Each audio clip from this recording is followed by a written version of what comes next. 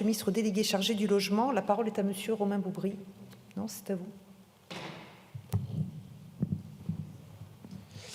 Merci Madame la Présidente. La décentralisation initiée dans les années 1980 a conféré aux maires un rôle central dans la politique du logement à l'échelle locale. Une responsabilité lourde à porter en contexte de crise du logement, surtout depuis l'entrée en vigueur de la loi relative à la solidarité et au renouvellement urbain en 2000. Cette loi SRU, qui impose à certaines communes un objectif de 20 ou 25% de logements locatifs sociaux parmi leur parc immobilier, suscite des débats et des contestations parmi les élus locaux de tous bords politiques, même de ceux, je tiens à préciser, dont le parti gouvernait le pays, mais qui n'ont jamais remis en cause jusque maintenant les dispositions de cette loi. D'après le bilan SRU 2020-2022, 659 communes sur 1031, soit 64% d'entre elles, n'ont pas atteint leur objectif de rattrapage établi en 2020. L'idéal poursuivi par la loi SRU est louable, mais elle fait l'objet d'une application trop rigoureuse et est associée à des sanctions trop sévères, telles que des pénalités financières, des arrêtés de carence ou encore des mainmises sur la délivrance de permis de construire. Il faut une adaptation de cette loi aux réalités locales.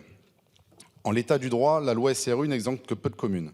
Par exemple, celles présentant peu de tensions en termes de demande de logement ou celles dont plus de la moitié du territoire est inconstructible. Pourtant, d'autres particularités peuvent empêcher une commune d'atteindre les objectifs de cette loi. Les maires doivent en effet composer entre de multiples contraintes. Appliquée depuis 24 ans, cette loi, en l'état, n'a pas permis l'atteinte des objectifs fixés. On peut se demander si les sanctions prononcées, notamment financières, ne sont pas contre-productives. Les pénalités atteignent parfois des sommes astronomiques allant de plusieurs centaines de milliers d'euros jusqu'à 1,5 million d'euros. De plus, on peut observer des inégalités entre les communes qui ne parviennent pas à atteindre les objectifs. Certaines en sont excusées, tandis que d'autres, elles, sont lourdement sanctionnées. Chaque région et chaque commune dispose de particularités propres, que ce soit en termes de propriété foncière, de risques d'inondation, de contraintes environnementales, mais aussi de leur localisation au sein d'un parc naturel régional ou national, ou bien en étant une commune littorale. De plus, les contraintes réglementaires ou législatives, telles que la loi zéro artificialisation nette, viennent davantage accentuer les difficultés.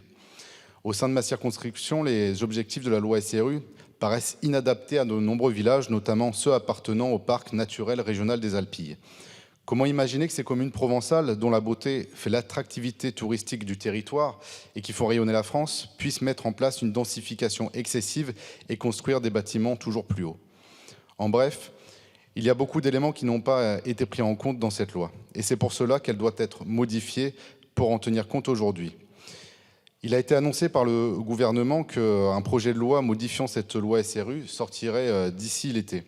Pouvez-vous nous expliquer ce que vous envisagez concrètement et si les contraintes locales seront enfin prises en compte? Je vous remercie. Je vous remercie. La parole est à Madame la ministre déléguée chargée des collectivités territoriales et de la ruralité. Merci Madame la Présidente, Monsieur le député Boubry.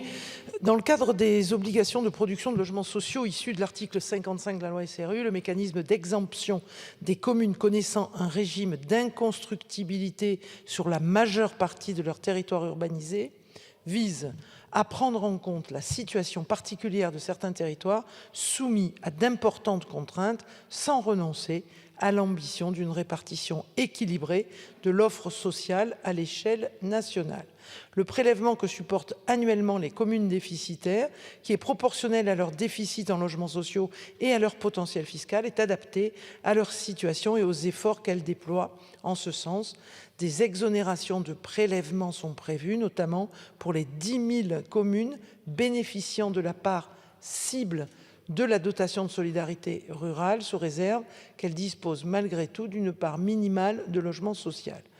De plus, les communes peuvent diminuer leurs prélèvements à hauteur des dépenses qu'elles ont engagées pour la production de logements sociaux. Donc des aménagements à cette loi SRU puis loi des 3DS existent. Au-delà, pour tenir compte de la spécificité et des contraintes pouvant peser sur certains territoires en matière de construction, un mécanisme d'exemption est prévu pour les communes dont plus de la moitié du territoire urbanisé est inconstructible. Le législateur, dans la loi 3DS, a souhaité faciliter la reconnaissance de cette situation en confiant au préfet ce pouvoir d'exemption par simple arrêté. Si toutefois une commune ne peut pas prétendre à cette exemption et qu'elle rencontre des difficultés à respecter ses obligations, elle pourra s'engager dans un contrat de mixité sociale lui permettant, si sa situation le justifie, un aménagement de ses objectifs de rattrapage.